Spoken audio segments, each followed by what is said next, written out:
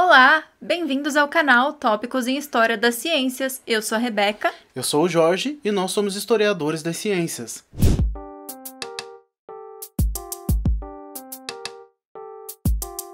O vídeo de hoje é o primeiro do nosso quadro de entrevistas e para inaugurar esse quadro, nós trazemos aqui para vocês uma entrevista sobre história da eugenia com o professor Vanderlei Sebastião de Souza. Você sabe o que é eugenia? O professor Vanderlei é um dos principais autores sobre esse tema aqui no Brasil. Além disso, ele é professor adjunto do Departamento de História da Universidade Estadual do Centro-Oeste do Paraná, a Unicentro, do programa de pós-graduação dessa mesma universidade e também do programa de pós-graduação em História Pública da Universidade Estadual do Paraná.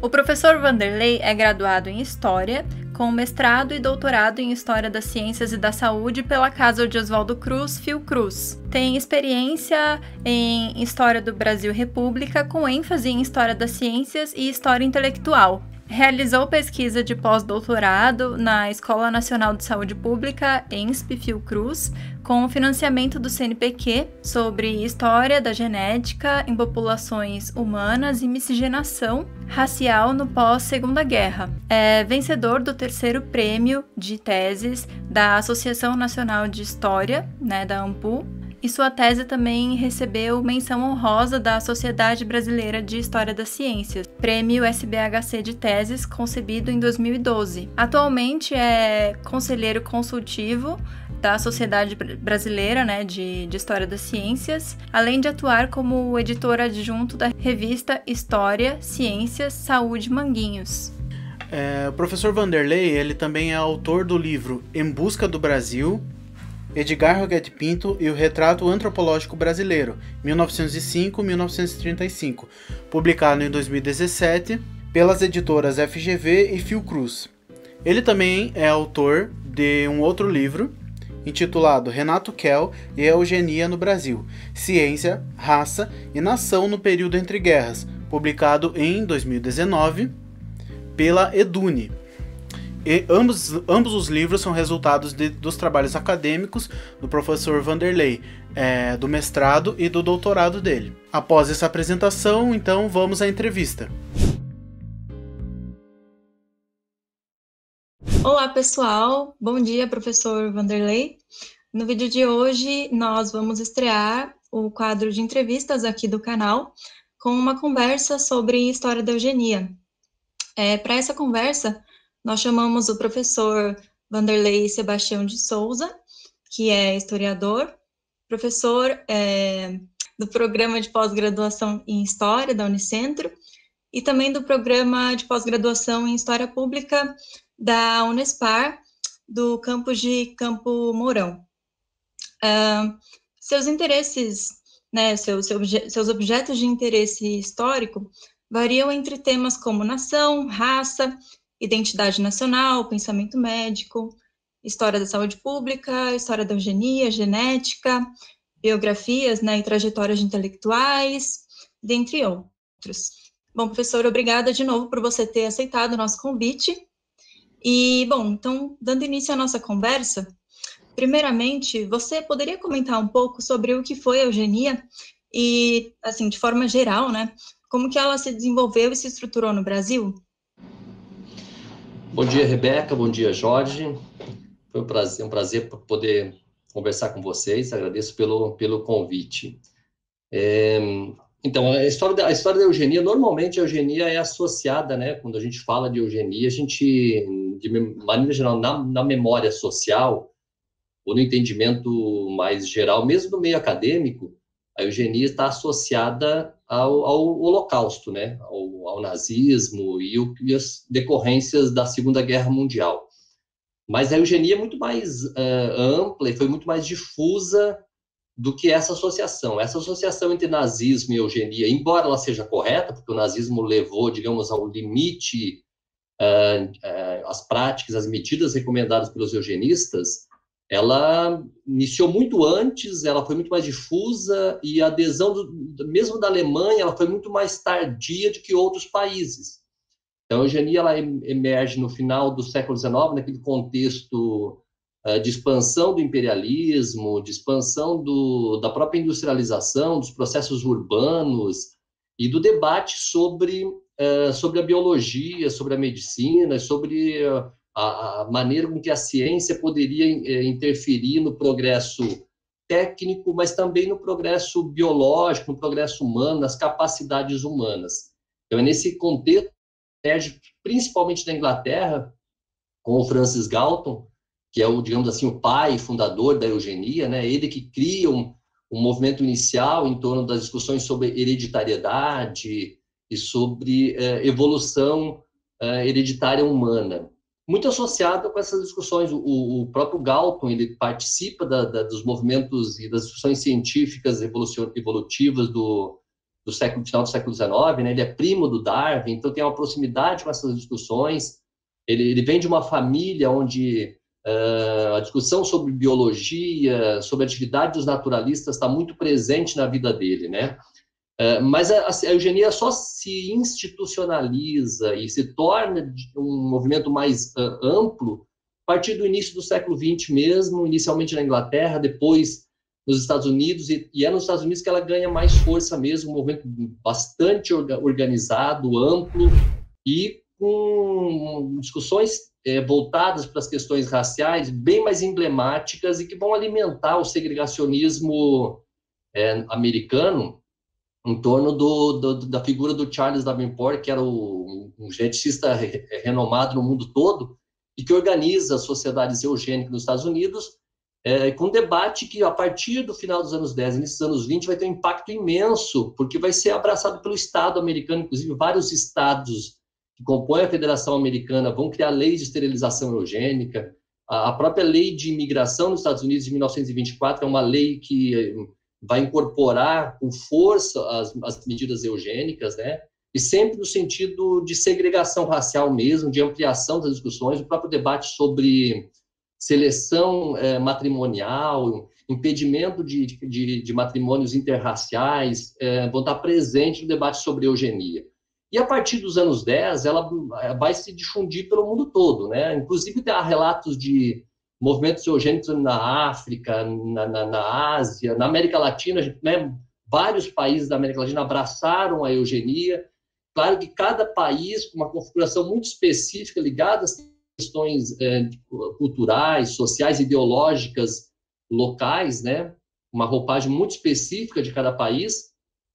Mas ela vai ter uma difusão ampla. E no caso da Alemanha, embora o movimento eugênico também nasça nos anos 10, né, ele só ganha corpo e só ganha essa roupagem mais arianista, mais racista e antissemita, principalmente nos anos 30, com a ascensão do nazismo né, como política oficial do Estado alemão. No caso do Brasil, que é a pergunta que a Rebeca também coloca, a eugenia ela foi assim, inicialmente ela é incorporada no final dos anos 10, junto com o movimento de expansão também das políticas de higienismo e sanitarismo, ela chega nesse contexto, digamos assim, de expansão das políticas de medicina social, reflexão sobre o papel da ciência no processo de reforma social. Basta ver, por exemplo, que boa parte dos eugenistas são médicos, são sanitaristas, são higienistas, né? E ela começa a emergir, principalmente em São Paulo e no Rio de Janeiro. São Paulo funda em 1918, né? Logo no final da Primeira Guerra Mundial, a Sociedade Eugênica de São Paulo, ela tem um movimento que reuniu mais de 140 médicos, principalmente das grandes cidades brasileiras, né?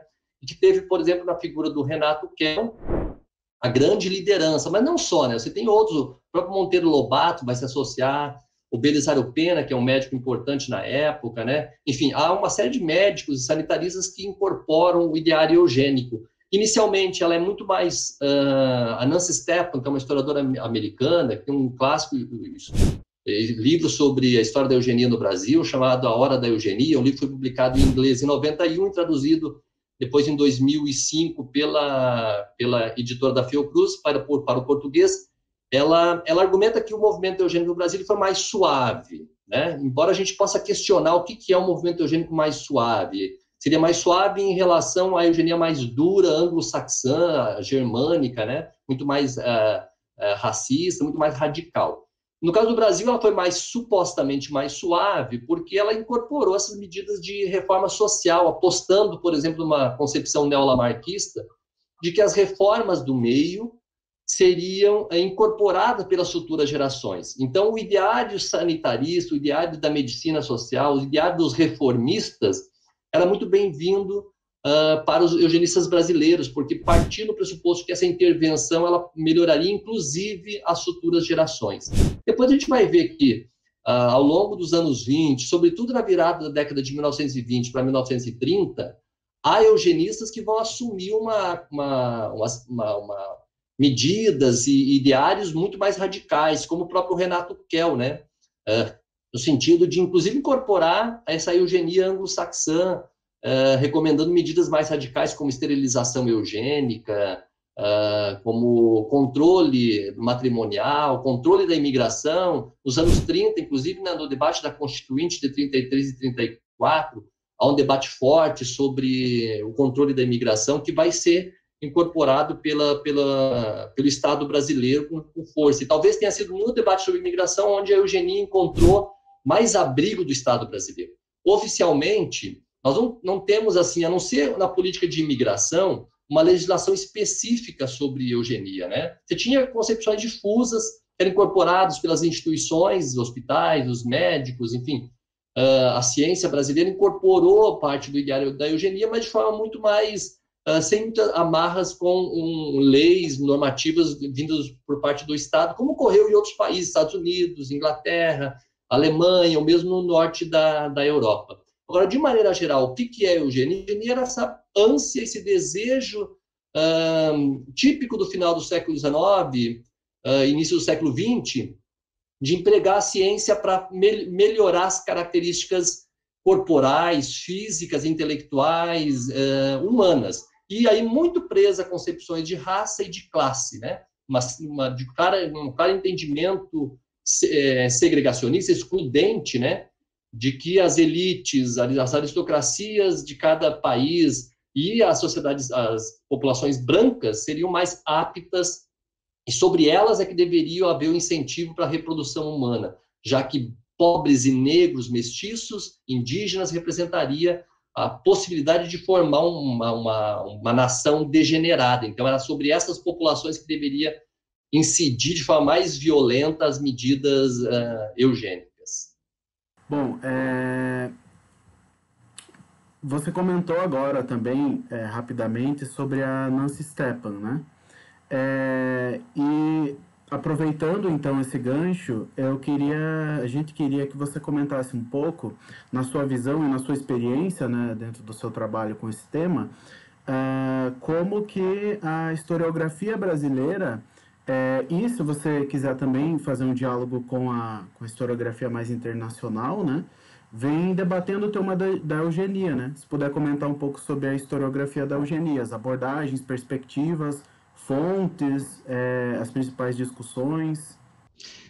Curiosamente, Jorge, a discussão sobre eugenia, ela até os anos 80, isso no mundo todo, ela teve pouca atenção da historiografia, muito por conta dessa associação que eu falei inicialmente, sobre eugenia e nazismo. Então, um pouco, cada vez, isso o Mark Adams, que é um historiador importante, também tem uma obra bastante reconhecida hoje, ele argumenta que até os anos 80 não se dava atenção porque a eugenia estava ligada ao nazismo e quase sempre quando se falava em eugenia, não tem muito o que falar sobre isso porque todo mundo já sabe os horrores que aconteceram, e isso impediu que se fizessem investigações mais consistentes. Outra coisa que por muito tempo também impediu os estudos da eugenia, os estudos históricos sobre a eugenia, é um certo calcanhar de Aquiles do próprio campo da ciência, quer dizer, associar a ciência com eugenia pegava mal para os próprios cientistas, para a própria divulgação da ciência, o que é um equívoco, porque assim, a gente tem que,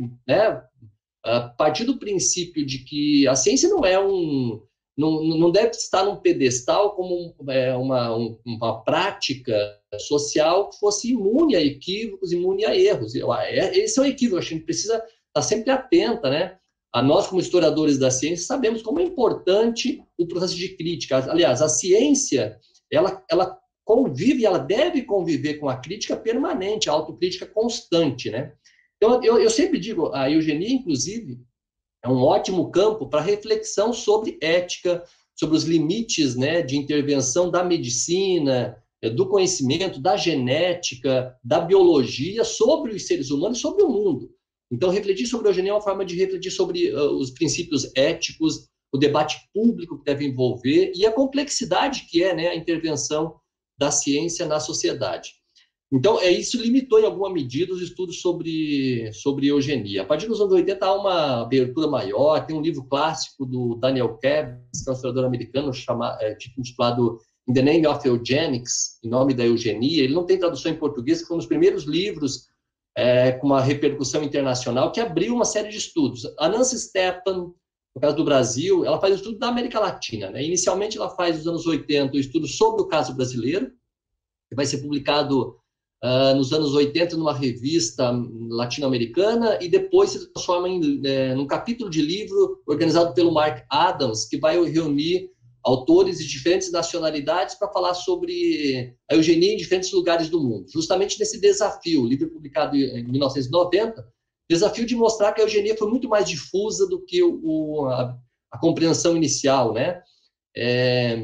E no caso da Nancy Stepan, o que é interessante é que depois ela vai desdobrar o estudo dela sobre o Brasil, ela pega o caso da Argentina e do México e publica esse livro, né, A Hora da Eugenia, que vai ter um impacto imenso na historiografia latino-americana, principalmente, porque ela vai demonstrar como que a eugenia, que muitos se recusavam em ver ou não viam, ela foi amplamente discutida, né, com institucionalização no Brasil, e não só no México e Argentina. Peru, Chile, Uruguai, Paraguai. Aí, se você vai para estudos de caso, cada país da Colômbia, em Cuba também, tiveram movimentos eugênicos organizados, com formações de associações, instituições, boletins, né, específicos, né, com imprensa muito específica de divulgação dessas ideias eugênicas, e que tiveram impacto, inclusive, na adesão do Estado, nas discussões políticas. Não é no contexto internacional, aí a partir dos anos 90, essa historiografia vai abrir uma série de estudos, né, em diferentes sentidos. Agora, o que é importante destacar? Primeiro, alguns mitos que são desmontados, né? O primeiro mito que é desmontado pela historiografia é que eugenia e nazismo, elas são associações importantes, devem ser estudadas, mas elas não se limitam a isso, é muito mais amplo. O segundo mito, a eugenia não é uma pseudociência, no sentido assim de uma falsa ciência, que foi um equívoco de alguns ideólogos que incorporaram ou se apropriaram da ciência para produzir ideias racistas e excludentes. Na verdade, a própria eugenia, ela estava totalmente informada pela ciência mais bem produzida no início do século, que era a genética, as discussões sobre a biologia evolutiva, né? Enfim, uma série de outras concepções do campo médico e da biologia que eram consideradas assim, de alta tecnologia. Então, isso é o primeiro mito. E essa ciência incorporou, por falta de debate público, por falta de discussões éticas, ela incorporou o imperialismo, as discussões racistas e segregacionistas típicas da virada do século XIX para o século XX. Essa historiografia tem desmontado esses mitos, né? Outro mito que foi desmontado também é que você tinha duas tendências, né, da eugenia, uma mais dura, ligada à tradição anglo-saxã, e a outra mais suave, ligada à tradição latino-americana e latina, vindo dos países católicos europeus, como Portugal, Espanha e Itália, que teriam produzido uma concepção mais suave de eugenia, porque a própria Igreja Católica interferiria de maneira mais veemente, limitando também a atuação dos eugenistas no debate sobre reprodução humana, né, matrimônio, educação sexual, o que é verdade. Esses dois modelos, eles orientam ainda a percepção e a nossa compreensão sobre o desenvolvimento da eugenia. Mas ela limita, ao mesmo tempo, a nossa capacidade de entendimento de como que os agentes, os cientistas e médicos em cada um dos seus países lidaram e como que, ao mesmo tempo, essas ideias têm uma circulação internacional. É impressionante perceber como essas instituições elas estão conectadas, como os cientistas estão em rede, muito bem estabelecido no início do século XX, E mesmo países considerados, né, entre aspas, mais da periferia, estão em sintonia total com as discussões ditas do centro, como os eugenistas brasileiros, em conexões com os alemães, com os americanos, com os ingleses. No norte da Europa tem um movimento eugênico organizado com os quais os eugenistas brasileiros dialogam. Então, quer dizer, não há também, outro mito que se desmonta, não há no sentido de uma difusão sem apropriação aos casos locais. O que ocorre são usos dessas eugenias, usos políticos que se adaptam, né, muito bem, sempre que atravessam a fronteira do Mediterrâneo, elas se adaptam aos contextos nacionais específicos, principalmente as tradições políticas, as tradições científicas e sociais de cada um dos países, né? Então, e essa historiografia está em aberto. Ultimamente, por conta da expansão, nós temos assistido um interesse crescente pela eugenia, pela história da eugenia, entender o que foi a eugenia, porque nós temos assistido no mundo todo, no caso do Brasil, Estados Unidos e alguns países da Europa, isso ainda é mais emblemático, a expansão do retorno do racismo, o retorno do debate sobre a supremacia branca, um Estado mais reacionário, que tem promovido práticas e medidas racistas no mundo todo e que a eugenia, de novo, é chamada. Ao mesmo tempo, também nós temos assistido, desde o final dos anos 90, uma corrida da engenharia genética e da própria medicina, cada vez mais ansiando em intervir seja no processo de pesquisa sobre doenças genéticas, seja no mapeamento do projeto do genoma humano, que tem, assim, trazido várias questões do ponto de vista ético sobre a intervenção da ciência e da genética na vida humana, né? Claro que, depois da Segunda Guerra Mundial, nós tivemos, assim, isso é importante dizer, nós tivemos um debate amplo, revisionista, que, aos poucos, negou e rejeitou a eugenia, rejeitou os princípios racistas e essa associação entre ciência e o debate sobre raça. Então, essa ciência que emerge do pós-Segunda Guerra, ela tem princípios éticos muito bem estabelecidos, ela tem uma crítica formada, tem uma fortuna de discussões públicas que limitam a prática da ciência. Essa ciência mudou muito, o que é super positivo, é importante que a gente continue fazendo essas discussões, mas não podemos ser ingênuos e entendermos que a prática dessa engenharia genética, ela também não possa, não digo ressuscitar práticas eugênicas, mas estimular uma reflexão baseada em princípios eugênicos, baseada na certa concepção sobre a criação de normas, de referências sobre padrões de beleza, padrões de saúde, padrões de reprodução humana, que tipo de bebê deve nascer, que tipo deve ser, enfim, interrompido. Há uma série de questões éticas, né, produzidas nesse debate que é importante o retorno dessa historiografia, enfim, ampliar o debate, né, para a gente poder ter mais elementos de reflexão sobre para onde essa ciência caminha. Acho que essa é a grande questão. E quem vai ter acesso a esse conhecimento? Para quem vai servir essa ciência? Qual é o papel do Estado e das discussões públicas como orientação e como acompanhamento dessas práticas, dessas medidas, dessa grande engenharia que cada vez mais tem ocupado um espaço importante na vida das pessoas, né? Professor, pensando nessas suas colocações sobre como as ideias e as práticas da eugenia, não só no Brasil, né, mas, enfim, no mundo, tem relação com aspectos sociais, a gente queria saber um pouco, né, de você, assim, levando em consideração, inclusive, o debate atual das relações entre ciência e política, se você poderia comentar um pouco mais, eu sei que você já comentou um pouco, mas comentar um pouco mais sobre os intercâmbios entre essas duas instâncias sociais, digamos assim, né, e, enfim, a relação delas com a eugenia, né, com o tema da eugenia. Se você puder comentar também quais eram as bases científicas da eugenia, se elas existiam, quais as fronteiras entre ciência e ideologia nesses projetos eugênicos. Também comentar um pouco mais, você também já comentou um pouco antes, mas falar um pouquinho mais sobre as especificidades da eugenia nos contextos latino-americanos. Uhum. Esse debate sobre ciência e política, ele é um debate explosivo, né? Principalmente no contexto que nós estamos vivendo, a minha grande preocupação quando a gente faz essas discussões e essas provocações que você coloca, Rebeca, são super bem-vindas, mas nesse contexto de negacionismo da prática científica, e aí propositalmente, né, se usa o papel, a história de crítica à ciência como elemento para negação, né? O grande problema da negação é que do negacionismo, esse negacionismo que nós estamos assistindo na ciência, não é que ele negue a ciência no sentido todo, né? Ele é um negacionismo de meias verdades. Ele não nega no sentido assim, olha, a ciência é um equívoco total, né? Ele nega princípios da ciência, e o que é pior, porque ele se torna muito mais explosivo, porque as meias verdades permitem que as pessoas exatamente não refutem o que é tão comum hoje, que é o uso da ciência no nosso cotidiano, mas refutem parte do princípio e refutem aquilo que é adequado, aquilo que tem a ver com as suas concepções ideológicas, morais sobre o mundo. É por isso que é bastante violento.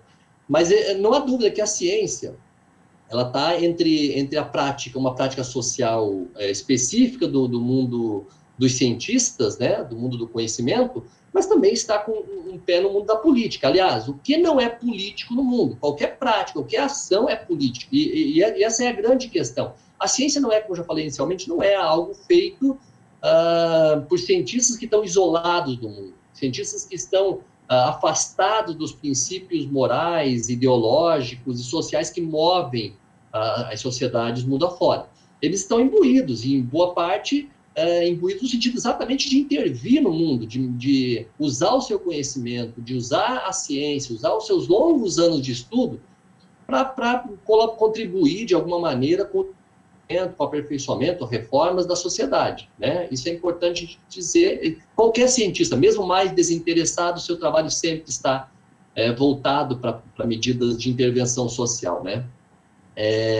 E o caso da eugenia, ele é ainda mais emblemático porque ele tinha um projeto, um amplo projeto, né? A eugenia era um projeto que foi incorporado pelo Estado porque ele tinha a ver com a própria construção das nações, das identidades nacionais, né? Que no início do século XX era tão emblemático, tão importante para pensar a formação desses estados em meio à Primeira e à Segunda Guerra Mundial, como nós sabemos, o debate sobre nacionalismo, os temas voltados para a formação das populações e das nações eram temas centrais e talvez que mais mobilizavam os estados nacionais naquele período.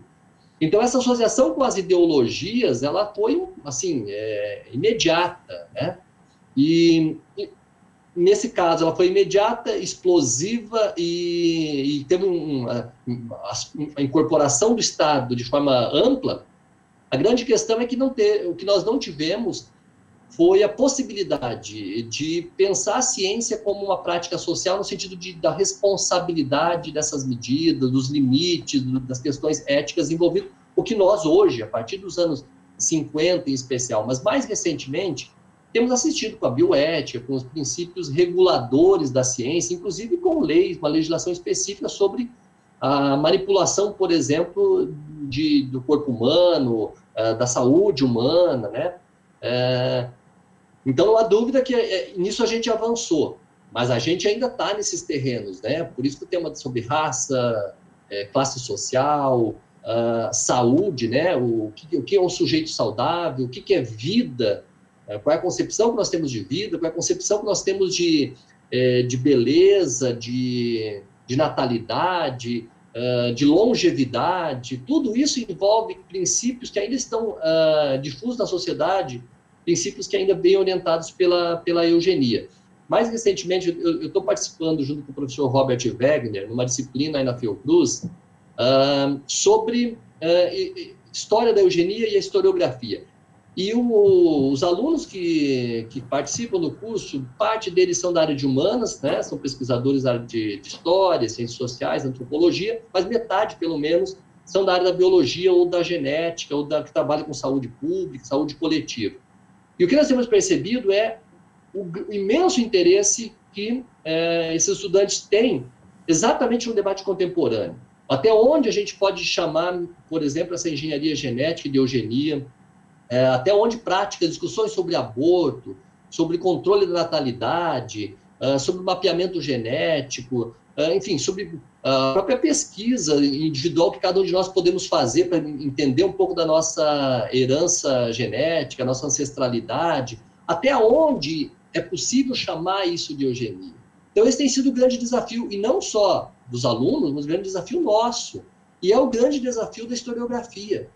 Pensar se a gente pode chamar isso de eugenia. Recentemente, eu e o professor Robert Wegner, inclusive, junto com o Leonardo Dall'Acqua, escrevemos um texto para pensar, por exemplo, até onde que, em tempos de pandemia, o descaso do Estado brasileiro com o avanço da pandemia, que tem dizimado principalmente populações mais pobres das periferias brasileiras, a população negra, indígena, que, né, são excluídos, né, do acesso ao hospital, que tem problemas sociais cotidianos, que tem que enfrentar a epidemia por conta de aglomerações, seja no próprio bairro, na residência em que vive, em ambientes pequenos, com poucos cômodos, ou porque tem que enfrentar o transporte coletivo, enfrentar trabalho no dia a dia com aglomeração. Quer dizer, essas populações estão mais suscetíveis.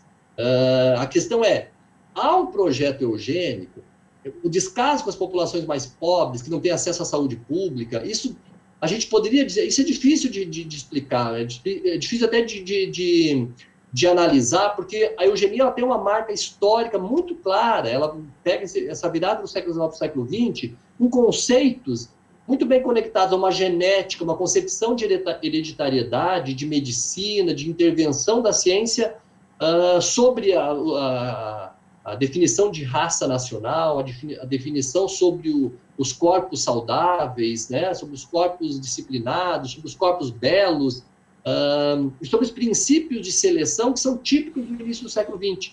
A gente desdobrar e usar essa concepção de eugenia para analisar as práticas contemporâneas pode parecer anacrônicas em alguma medida, né? Mas, ao mesmo tempo, a gente desconsiderar pode parecer ingênuo. Porque a gente sabe que a história é toda feita de continuidades e descontinuidades, né? O racismo, por exemplo, embora ele tenha mudanças e ao longo do tempo, ele também sofre processo de descontinuidade, ele se adapta a cada momento. No início do século XX, o racismo é alimentado pela própria ciência e pelo imperialismo, né? Hoje, o racismo são outros elementos, não é mais a ciência que alimenta o racismo, mas é uma prática que continua existindo, talvez de forma ainda mais violenta, porque no início do século XX não havia debate, ou se havia debate incipiente, sobre antirracismo. Hoje nós temos todo um debate muito bem estabelecido, muito claro, sobre o antirracismo e sobre o combate, propagandas, a educação tem incentivado o tempo todo a reflexão sobre os efeitos e como o racismo é pernicioso. Então as pessoas sabem, as pessoas conhecem e sabem o que é uma prática racista e mesmo assim elas insistem em cultivar essas práticas. Então, são contextos distintos. No meu entendimento, e é um pouco que a gente tem discutido nessa disciplina com o professor Robert, é que a gente tem que procurar qualificar um pouco melhor o que a gente entende por eugenia, o que a gente está chamando hoje de eugenia. O Jorge falou antes em neo-eugenia. A gente pode pensar se isso, de fato, é uma neo-eugenia ou se é outra coisa. Se a gente deveria pensar em práticas científicas ou práticas médicas ou práticas de engenharia genética que tem essa interferência na sociedade, né? Qualificar melhor isso, para a gente não correr o risco também, primeiro, de simplificar muito o debate, segundo, de ser anacronista, e terceiro, de fazer um denuncismo associando práticas científicas e de engenharia hoje ao que acontecia no início do século XX, meio um denuncismo vazio sobre a atuação da ciência e de cientistas na intervenção social. Então, é um tema bastante delicado e que exige uma reflexão, um cuidado e uma pesquisa bastante apurada sobre isso. A gente não pode também ficar fazendo suposições sem ter um debate qualificado sobre isso. Então, exatamente. Eu vi recentemente, até nos últimos meses, na verdade, muita gente falando sobre o tema da eugenia e que o projeto, por exemplo, do nosso governo atual seria um projeto eugênico, só que, ao mesmo tempo que se fala isso, parece que automaticamente acaba se associando ou tendo a eugenia como uma pseudociência, como você falou, justamente para fazer essa relação. Bom, esse projeto do governo, ele não é um projeto que leva em conta a ciência, e ele é um projeto eugênico, logo ele não logo a eugenia é pseudociência, né? E isso desconsidera todo o debate histórico sobre a eugenia, como você está muito bem colocando, né? Então, acho que é muito interessante a gente pontuar bem mesmo, né? Porque muitas vezes não é que não se possa utilizar o debate sobre eugenia para discutir hoje, né? Mas é que se utilizar de modo mais qualificado, né? Entendendo e situando esses termos e esses contextos, né? Com certeza. Porque, assim, na verdade, o governo Bolsonaro, ele é um governo de um discurso racista, antidemocrático, né? Então, é muito fácil, de fato, a gente confundir uma coisa com a outra, né? Mas eu acho que a sua fala esclareceu bem, assim, e deixou claro que não é uma coisa simples também, né? A gente definir ou não, né? E se me permite, Rebeca, um comentário, o caso do governo Bolsonaro não é só durante a campanha, né? A gente assistiu a discursos racistas, né? Discursos segregacionistas, ataques ao movimento LGBT, ataques ao movimento indígena, ataques ao movimento negro, e esse Estado autoritário, a retomada desse Estado autoritário, inclusive discursos de ministros, né, secretários do Bolsonaro, que faziam referências ao nazismo, né? A própria live que o Bolsonaro gravou, tomando um copo de leite, quer dizer, aquilo remete a uma política de supremacia branca. Se não era a intenção do governo, aquilo ficou conectado. E, além disso, nos anos 90 até os anos 2000, recentemente saiu na Folha de São Paulo uma reportagem sobre isso, mostrando os vários discursos do Bolsonaro no que diz respeito a controle da natalidade. Então, foi recorrente ao longo do governo, ao longo da gestão do Bolsonaro como deputado, a defesa radical, veemente, de políticas de controle da natalidade. Em alguns casos, discursos assim, muito bem claros, de defesa de um controle da natalidade, sobretudo dos pobres.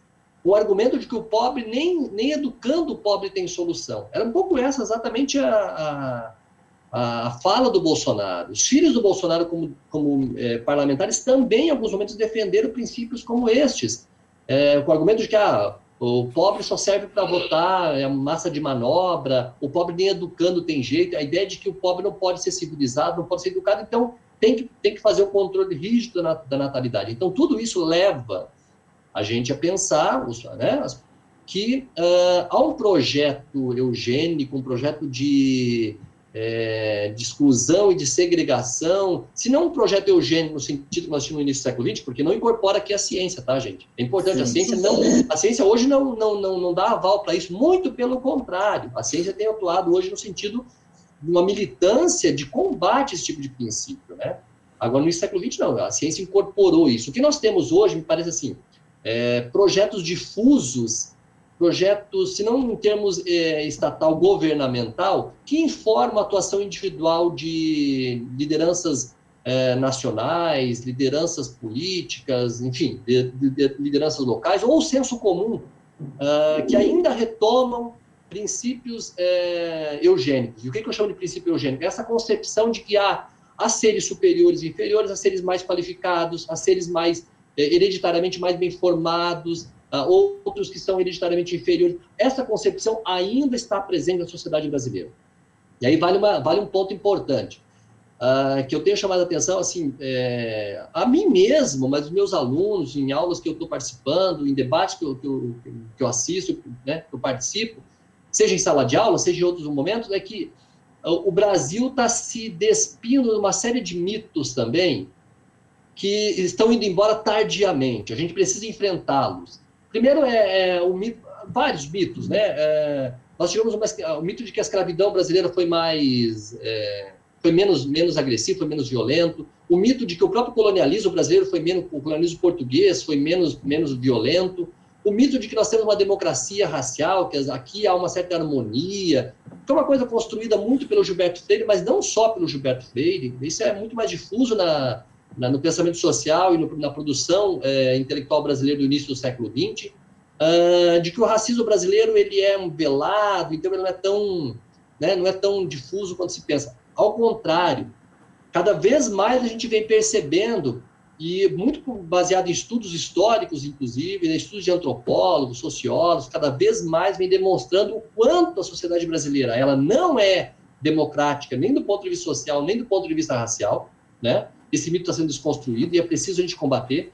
O racismo brasileiro ele é extremamente violento, extremamente pernicioso, que o nosso passado escravocrático, o nosso passado colonial tem marcas profundas na composição social hoje, na nossa história atual da sociedade brasileira, que isso vem sendo revelado ano após ano, de forma ainda mais veemente. Claro que o movimento negro, por exemplo, os movimentos sociais em geral, têm um papel importante no sentido de denunciar e no sentido de nos tirar do sono que nós estávamos embalados por muitos anos. Então, por isso eu sempre digo, os movimentos sociais são o germe que vai alimentar o debate público e que vai fazer essas denúncias, né, sobre esses mitos que são produzidos e a gente, às vezes, deixa de refletir. Por isso que eu acho que o debate sobre a eugenia hoje também emerge, porque ele vem acompanhado de todas essas questões. Nós não podemos ser ingênuos de achar que o Brasil é um país distinto nesse sentido, de que o nosso racismo, nós somos uma democracia, nós somos mais integrados, por sermos mestiços, então essa é a nossa vocação. Essa foi uma história, uma narrativa oficial contada por muito tempo e que todos nós, de alguma maneira, incorporamos. Então é preciso a gente levar mais a sério a defesa desse debate. Acho que isso ajuda muito a mudar a sociedade brasileira, né? Acho que nós estamos vivendo um momento nós estamos regredindo no sentido da preservação da democracia, desse debate público, da capacidade de debater isso publicamente, mas, ao mesmo tempo, esse retrocesso tem chamado a atenção da gente para centralidade, para urgência de debater esses temas.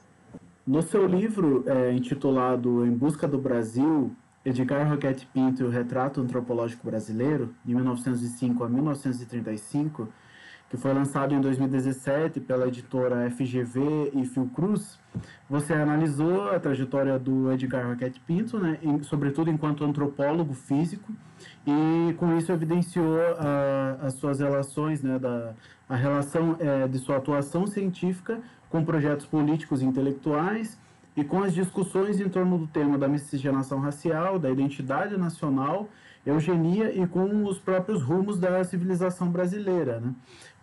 Eu acho que tem uma citação do seu livro que é muito interessante, que tem a ver com o que a gente está discutindo, que ao mesmo tempo envolve um debate atual e um debate sobre eugenia e a complexidade disso, tanto no caso brasileiro quanto quanto numa escala comparativa, né, entre os diferentes contextos, que é a seguinte citação. Você fala assim na página 26 do seu livro: como esse intelectual construiu a defesa da miscigenação racial e dos mestiços do Brasil, empregando as ferramentas científicas que, até então, eram utilizadas justamente para estigmatizar a população brasileira como inferior e degenerada, sobretudo por sua origem mestiça. Então, com essa citação, acho que expressa bem como que a relação entre ciência e ideologia, como a gente estava falando, ciência e política, no sentido de que as mesmas ferramentas, né, disponíveis naquele momento poderiam ser utilizadas de diferentes formas, ainda mais pensando no caso de um cientista, né, brasileiro como Edgar Roquette Pinto, né? Queria que você comentasse um pouco sobre isso e como a gente já vem discutindo aqui na entrevista, né, a relação entre esse debate contemporâneo, negacionismo, a produção e financiamento da ciência, essa relação entre ciência e política, eu acho que de um modo geral, mas assim, focando nessa ideia da sua questão, né, da tese, do livro. Uhum. O Roquette Pinto é um personagem bastante intrigante, né? Que era um eugenista, participou do movimento eugênico, era um antropólogo, médico de formação, né? Teve uma atuação importante no Museu Nacional por anos, como pesquisador, como antropólogo, dirigiu o Museu Nacional, teve envolvido, a primeira rádio no Brasil foi fundada por ele, uma rádio a Rádio Sociedade do Rio de Janeiro, que tinha um papel educativo, era uma rádio educativa quando foi fundada, né? Então, o Roquete Pinto normalmente é mais conhecido como um comunicador. Na minha tese, eu procuro exatamente analisar o Roquete Pinto antropólogo. E aí, o que é emblemático na trajetória do Roquete Pinto é a sua defesa da miscigenação racial, a sua defesa de que as questões, os problemas do Brasil, como eram chamados no início do século XX, as questões nacionais mais emblemáticas, segundo ele, não tinha a ver com raça. Essa era a grande defesa. E toda a antropologia dele, aí você tem toda a razão, quer dizer, como que a política e a ciência se entrelaçam, todo o trabalho dele foi de utilizar a ciência numa chave política mesmo, dizer, olha, o problema do Brasil não é a raça, o problema do Brasil não é a miscigenação racial, do ponto de vista eugênico. Ele também era eugenista, mas ele não via a eugenia, não via a miscigenação racial como um problema eugênico. Para ele, a nossa miscigenação racial teria gerado uma nação, ou mestiços saudáveis. Esse era o termo que ele utilizava. Os problemas do Brasil, segundo ele, no início do século XX, tinham a ver com questões de ordem política e social, falta de investimento em política de saúde pública, em educação, em habitação, enfim, em assistência social. Isso era uma grande novidade, né? Embora o movimento sanitarista já trazia essas bandeiras também, o Roquete Pinto, como médico, está muito conectado com o movimento sanitarista, né? Nesse movimento também otimista do início do século em torno da ciência, da capacidade da ciência em resolver problemas de ordem social. Era esse o movimento, por exemplo, que nasce com o grupo do Oswaldo Cruz, Carlos Chagas, em torno da produção de medicamentos, de vacinas, né? O grande otimismo, né, de que a medicina iria resolver esses problemas, né? A grande panaceia do início do século. O Roquete acompanhava um pouco esse movimento. Agora, ao mesmo tempo, mesmo o Roquete Pinto seja um antirracista que inclusive influenciou o Gilberto Freire. Gilberto Freire que produziu o Casagrande Senzala, embora nós tenhamos dito antes que o Gilberto Freire também foi embalado pela democracia racial, nós temos que pensar que esses intelectuais antirracistas do início do século XX, eles estão formando uma nação, eles estão escrevendo história, estão refletindo sobre o presente, sobre o passado do Brasil, pensando no futuro. O grande desejo deles é projetar essa nação do futuro. E essa nação do futuro, tanto na leitura do Gilberto Freire quanto do Roquete Pinto, era de uma nação mais tolerante com a diferença, uma nação que aceitasse a miscigenação racial como um legado histórico importante, não negativo, né? Muito conectado com as discussões, o caso de Gilberto Freire, com as conexões culturalistas vindo dos Estados Unidos, vindo boas, e o Roquete Pinto de dentro da biologia, né? Tentando, através dos recursos da ciência, da antropologia biológica da época, produzir conhecimento que refutasse o racismo, que refutasse as percepções e as teorias raciais que eram emblemáticas no início do século, né? Mas todos eles, em alguma medida, exatamente por desejar essa nação do futuro, projetaram mitos, né? Que hoje a gente está tendo que lidar com eles ainda. O Roquete Pinto mesmo não acabou alimentando também o mito da democracia racial e, ao mesmo tempo, não conseguiu fugir do lugar comum no início do século XX, que era a tese do branqueamento brasileiro. Esse grande desejo, que não era só o desejo do início do século, é o desejo atual da sociedade brasileira, se não querer ser branca, ao menos de ser europeia, de não ser latino-americana, de não ser indígena, de não ser africana. Isso está atravessado na nossa concepção sobre o mundo, na concepção social, nas representações da imprensa, nas representações políticas, nas representações sociais e culturais do cotidiano brasileiro. Infelizmente. Né? E eu acho que o branqueamento a tese do branqueamento foi tão forte no início do século, a ideia de que a miscigenação racial necessariamente levaria ao branqueamento, já que os europeus seriam supostamente superiores do ponto de vista racial, nós nos tornaríamos uma nação branca. Esse mito, né, sobrevive de alguma maneira, é desdobrado de outras tantas formas, mas persistem, né? Então, ainda sempre nessa conexão entre ciência e política, né? Eu acho, Jorge, que o debate atual tem ressuscitado isso de maneira, uma outra leitura, né? Tanto no sentido de denunciar esses mitos, como também numa preocupação de legitimar esses mitos, como o negacionismo vem fazendo. Quando nega que a escravidão tenha sido um problema, quando afirma que o colonialismo e a escravidão foram civilizatórias, né? Então, realimenta o mito desse país que quer ser europeu, que teve uma contribuição importante dos europeus na construção da nossa civilização, e desmontam as bandeiras dos movimentos sociais, e principalmente do movimento negro e do movimento indígena, né? Obrigado, professor. Pegando então o gancho dessa questão anterior, mas também pensando sobre a questão da historiografia brasileira e, enfim, global, né, sobre a história da eugenia, você poderia comentar um pouco sobre como você acha que a história das ciências pode se relacionar com outras áreas, outros campos da história, como a história da eugenia, a partir de que temas, né? Temas transversais e atuais, enfim, mais ou menos isso.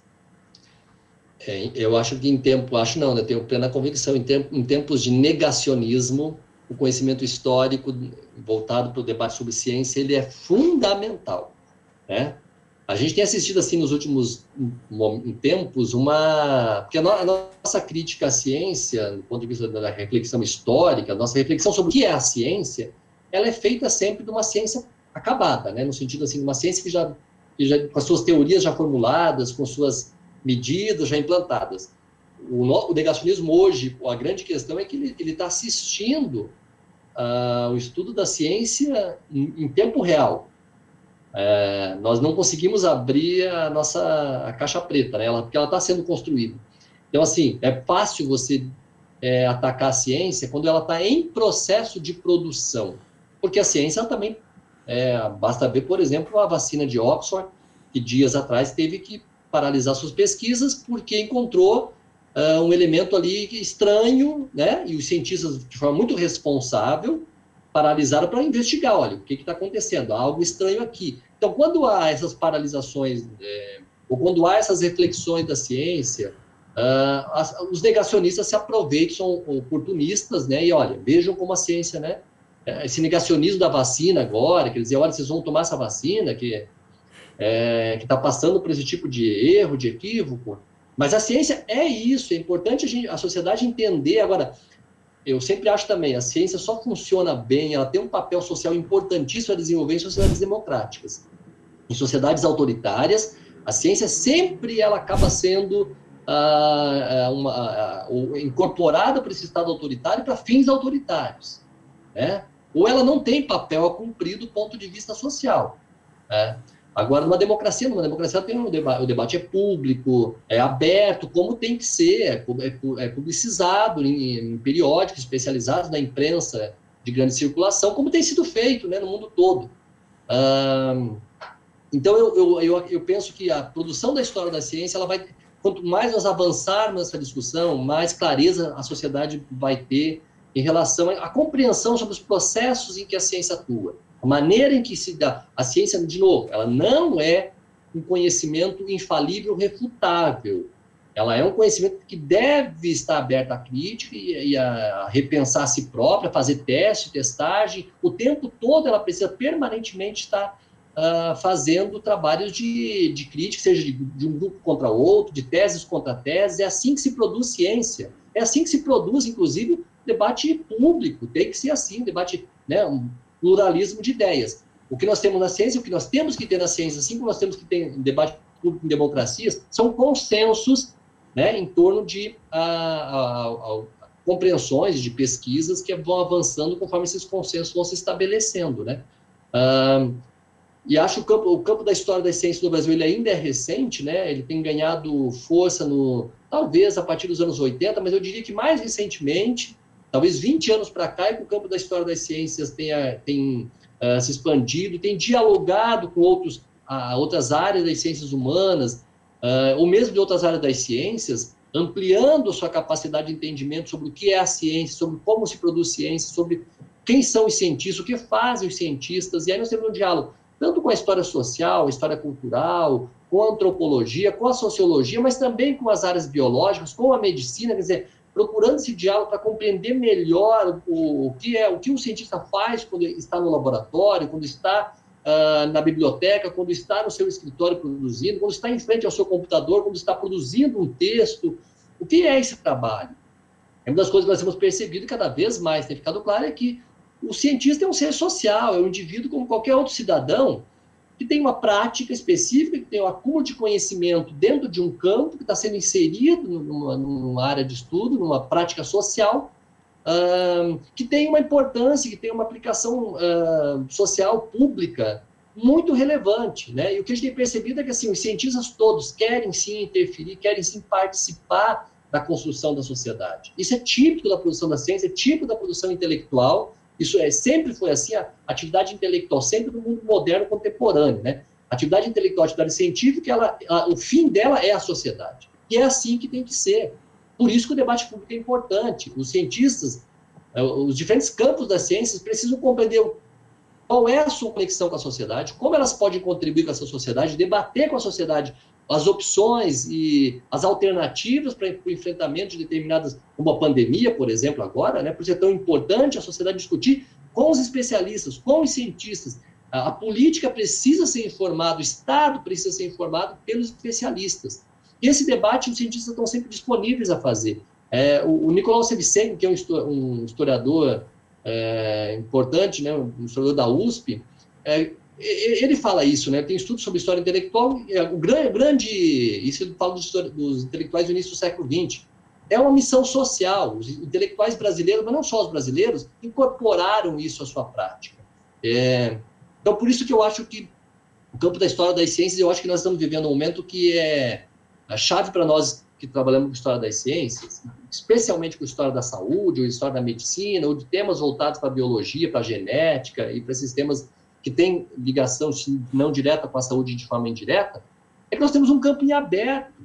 Veja, vocês gravaram recentemente um vídeo discutindo sobre o vírus, né? A história do vírus, como isso é coisas que há décadas atrás, há pouco tempo atrás, nós tínhamos pouca compreensão sobre isso. Como é possível fazer a história de um vírus?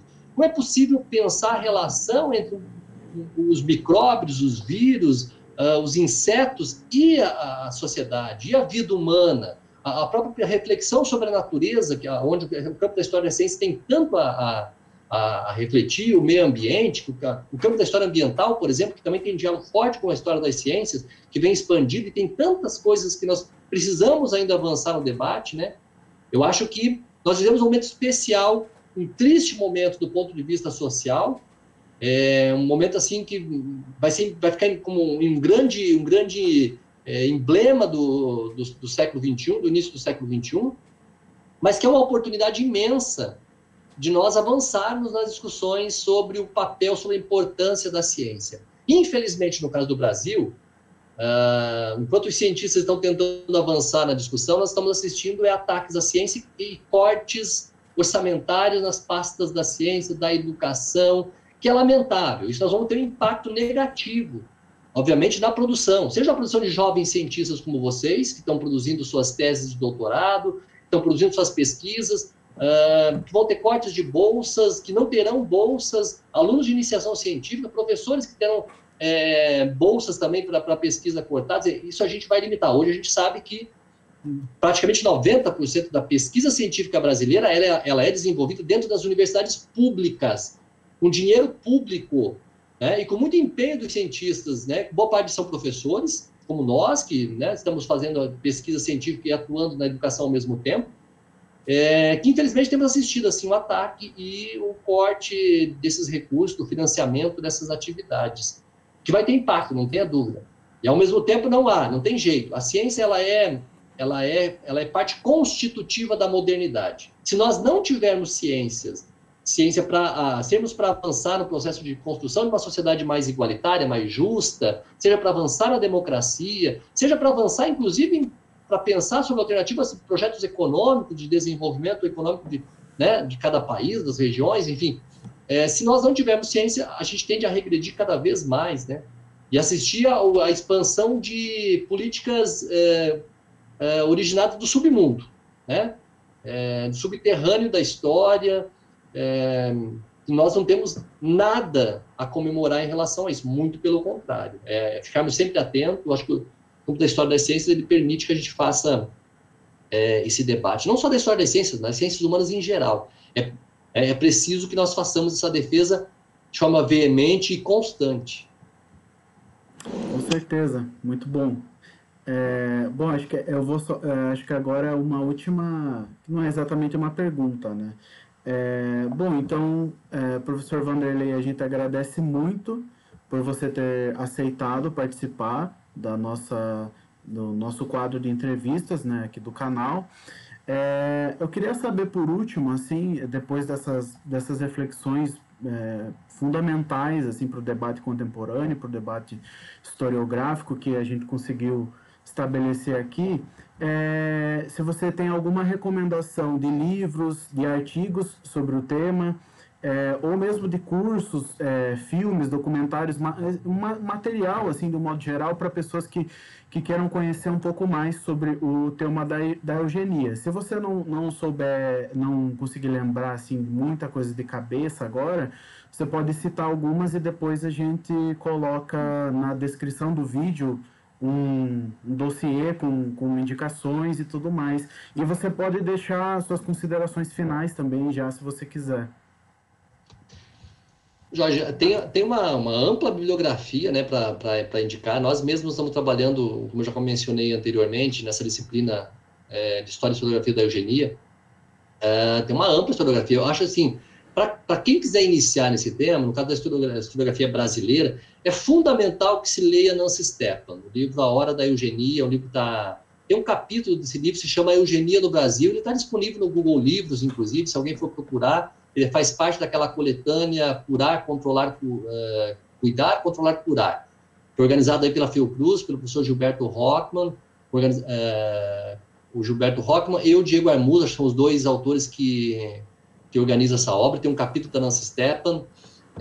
Nós temos assim uma vasta, agora tem surgido nos últimos 20 anos, pelo menos, exatamente um desdobramento das pesquisas da Nancy Stepan. A Nancy Stepan fez um trabalho de abertura de uma grande agenda de pesquisa que agora está sendo desdobrada. Meus trabalhos mesmo acompanham um pouco as reflexões da Nancy Stepan, seja no sentido de corroborar com algumas teses dela, seja no sentido de enfrentar também algumas teses já estabelecidas por ela que precisariam de reflexão, né? Mas tem uma série de teses surgindo, né? Que estão disponíveis também de consulta pública no banco de teses das universidades, da CAPES, enfim, que é de fácil acesso. A própria revista História, Ciência, Saúde, Manguinhos tem dossiês que foram recentemente publicados, 2, pelo menos, publicados de questão de 3, 4 anos, especificamente sobre eugenia, um debate internacional, transnacional, enfim, que é uma reflexão importante fazer com autores de diferentes lugares da América, da Europa, que é importante para o debate.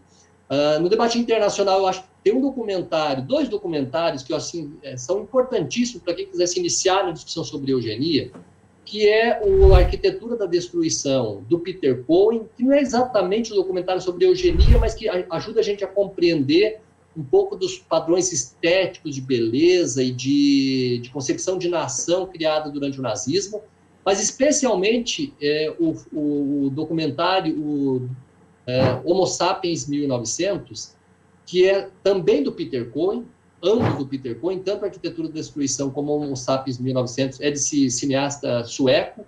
São documentários assim, bastante emblemáticos. O Homo Sapiens 1900 é um grande livro, é uma grande tese, é um documentário fantástico. Eu considero um dos melhores documentários que eu já assisti, não só porque tem a ver com o meu tema de pesquisa, mas pela amplitude documental, pela capacidade e a sintonia que o Peter Cohen está com a historiografia. Quando a gente consulta os créditos ao final do filme, você vê lá que tem assessoria de historiadores, o próprio Mark Adams, que eu comentei anteriormente, que é outro autor importante da historiografia que eu indico. Ele não tem textos em português, mas tem texto publicado em inglês, que são referências desde os anos 90, uma referência importante. E o Mark Adams é um que dá assessoria ao Peter Cohen na produção. Então, assim, está muito em sintonia com o entendimento que nós temos hoje. O documentário Homo Sapiens 1900, ele exatamente pega casos estuda o surgimento da eugenia nos Estados Unidos, Alemanha, Suécia, e o caso da Rússia, que é bastante emblemático para dizer, olha, a gente teve eugenia tanto em países liberais, como Estados Unidos, Inglaterra e na Suécia, inclusive países de bem-estar social, como era a Suécia dos anos 30, que também aderiu à eugenia. Nós tivemos países, né, como a Alemanha, países fascistas, nazistas, que incorporaram a eugenia, e teve países também de formação socialista, comunista, como o caso da União Soviética, que também incorporou medidas eugênicas. Isso é importante dizer, né? A eugenia foi incorporada por diferentes ideologias, tanto de esquerda, de direita, de centro, de extrema-direita, ideologias mais totalitárias quanto liberais, que incorporaram as medidas eugênicas. Até o movimento feminista incorporou a eugenia. Só que aí, para a gente entender, a gente precisa assim, compreender cada contexto social e nacional específico, a forma de adesão. Por exemplo, o movimento feminista incorporou a eugenia porque o debate, por exemplo, o direito ao aborto, que era uma bandeira dos eugenistas, vinha muito bem ligado às demandas do movimento feminista do início do século XX. Mas não só. O direito sobre o corpo, o direito sobre os processos reprodutivos. Então, a eugenia tem múltiplas facetas, e para entendê-las é preciso entender os contextos em que elas emergem. Caso contrário, a gente vai correr em erros, né, históricos que acabam inviabilizando qualquer tipo de afirmação de pesquisa nesse sentido. Acho que tem, assim, estudos novos surgindo nesse contexto. Acho que, para finalizar, Jorge, uma das questões importantes que eu considero é esse desafio de enfrentar agora o contexto atual. A expansão do racismo, a expansão da supremacia branca, o crescimento da engenharia genética, o papel que a medicina, os laboratórios, a indústria farmacêutica vem alcançando no mundo, como que a gente vai lidar? Não podemos ser ingênuos de imaginar que a genética, a indústria farmacêutica estão preocupados em combater doença, isso é positivo. Claro que é positivo, né? Isso é muito importante, mas, ao mesmo tempo, há processos que não estão claros nesse contexto. A própria discussão sobre alteração, por exemplo, no processo de intervenção de produção de alimentos, né?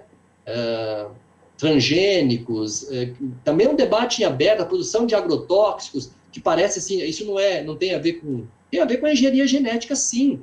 Que é preciso a gente refletir, se isso não é eugenia, o que é essa engenharia genética, o quanto isso está sendo avassalador e qual é o impacto disso na vida dos homens e mulheres do mundo contemporâneo. Então, é importante que, acho que a história da ciência, continuar refletindo sobre esses campos, ajuda a gente a ampliar a discussão agora e estar alerta. Não quer dizer que a gente tenha que fazer crítica e oposição a o desenvolvimento dessas pesquisas, mas o tempo todo está muito atento às consequências, isso tanto os cientistas quanto o Estado e as instituições responsáveis por financiar essas pesquisas, né? Acho que a história da ciência tem muito a contribuir com esse debate. Eu agradeço. Vocês, é um prazer. Parabenizo vocês pelo canal, acho que é super importante, vocês como jovens pesquisadores, jovens historiadores, e acho assim que um outro caminho importante do nosso trabalho, como professores, como educadores, como cientistas, como intelectuais, enfim, é a gente ficar atento ao papel que a mídia digital tem e terá nas próximas décadas. Eu acho que é decisivo hoje, principalmente em contextos de conexão cada vez maior da sociedade como um todo, conectada em rede, o tempo todo no mundo virtual, as discussões nossas precisam se tornar públicas nesses canais acima de tudo. De negacionismo, em que se usa exatamente esses canais para negar a ciência, é preciso a gente usar esses espaços, como você já tem feito. Eu tenho acompanhado o trabalho de vocês, eu acho que é fundamental a gente cada vez mais estar atento a isso, sobretudo nós que trabalhamos com educação. Esse é um caminho sem volta, e é um caminho que nós precisamos ocupar exatamente no diálogo com a sociedade, em diálogo e divulgação do conhecimento. Esse papel é tão importante fazermos permanentemente. Ah, obrigado. Obrigada, professor. A gente só tem a agradecer, né, por mais uma vez, por você ter aceitado a fazer parte dessa entrevista. E Rebeca, quer falar alguma coisa? Não, queria agradecer também, acho que foi ótimo, foi super esclarecedor. Ia comentar que eu conheço, inclusive, esses dois documentários, acho que eles Sim. são muito bons. Se eu não me engano, Arquitetura da Destruição, inclusive, usa algumas propagandas nazistas, não é? Isso. Para falar sobre o tema, muito interessante mesmo. E, nossa, vale muito a pena mesmo assistir. Acho que quem tiver interesse é muito bom mesmo. Eu E tenho sobre engenharia genética, que você comentou bastante, eu lembrei também daquele filme Gattaca, eu acho que é. Bem Acho que é lembrado. dos anos 90, se eu não me engano, né? É, Mas aí depois eu deixo certo também aqui a referência. isso. E tem um documentário do aqui brasileiro, Menino 23, né? Que também é um bom diálogo com o tema, né? Exatamente, bem lembrado. Eu acho que são documentários que, não só para quem está iniciando, mas para quem já quer avançar na discussão, todos eles, o Gattaca, por exemplo, é fundamental hoje para a gente pensar exatamente. Quer dizer, é um documentário dos anos 90, né, mas que está justamente refletindo sobre a expansão do. Assim, é uma consequência daquele debate do projeto de genoma humano e Sim. tem uma série de questões importantes para se refletir. Bom, então por hoje é isso, pessoal. O vídeo de hoje ele ficou bem grande, né? Como vocês perceberam, assim como os outros vídeos mais recentes aqui do canal. Mas para quem ficou até aqui conosco, nós agradecemos bastante e esperamos que vocês tenham gostado do conteúdo da entrevista. Essa entrevista abordou temas muito importantes para os debates em História das Ciências, História da Saúde e debates que estão em curso hoje no Brasil. Bom, então se você gostou desse vídeo, já deixa o seu like para ajudar o canal. Se você não for inscrito, se inscreva para não perder os próximos vídeos que forem postados, né? A gente posta vídeo toda semana, geralmente de segunda-feira às 6 horas da tarde. E comenta aí o que vocês acharam, se vocês gostaram dessa entrevista, que é a primeira do quadro.